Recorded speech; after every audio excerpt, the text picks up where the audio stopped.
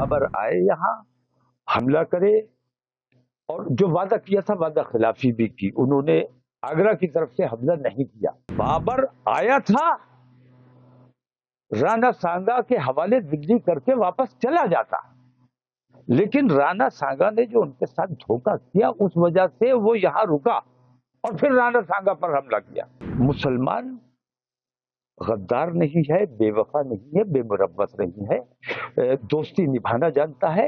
राणा सांगा ने जो किया अपने देश के साथ, मैं समझता हूं गद्दारी की। बाबर असल में हिंदुस्तान आया नहीं था, उसको बुलाया गया था, और बाबर ने हिंदुस्तान पर कभी हमला नहीं किया।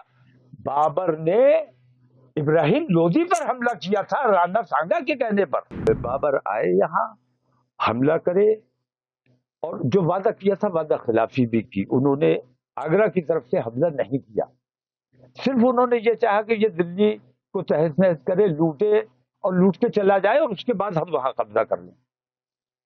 लेकिन उनकी महाराणा सांगा साहब की इस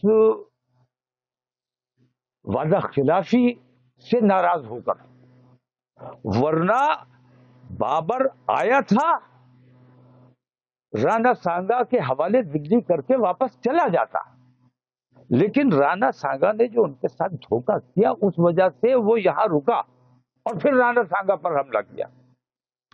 तो वो हिंदुओं के खिलाफ नहीं आया था, हिंदुस्तान के खिलाफ नहीं आया था, बल्कि पहले बिहार पंजाब फतह किया, वहां भी लोधी मुसलमानों से ही उसने युद्ध किया।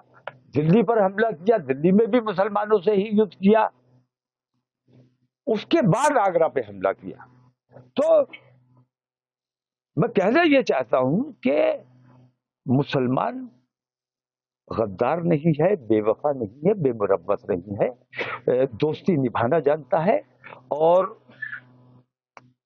राणा सांगा ने जो किया अपने देश के साथ, मैं समझता हूं गद्दारी की। हर वो मुसलमान जिसके दिल में गजा के लिए तकलीफ होगी, या हिंदुस्तान में जो जुल्म सितम हो रहा है, हुकूमत ने बाकायदा मुसलमानों के खिलाफ ऐलान जंग किया हुआ है। इनमें मुख्यमंत्रियों में होड़ चल रही है कि हम, मतलब कौन कितना बड़ा हिंदू है, जो मुसलमान को ज्यादा सता सकता है वो ज्यादा बड़ा हिंदूवादी हो गया।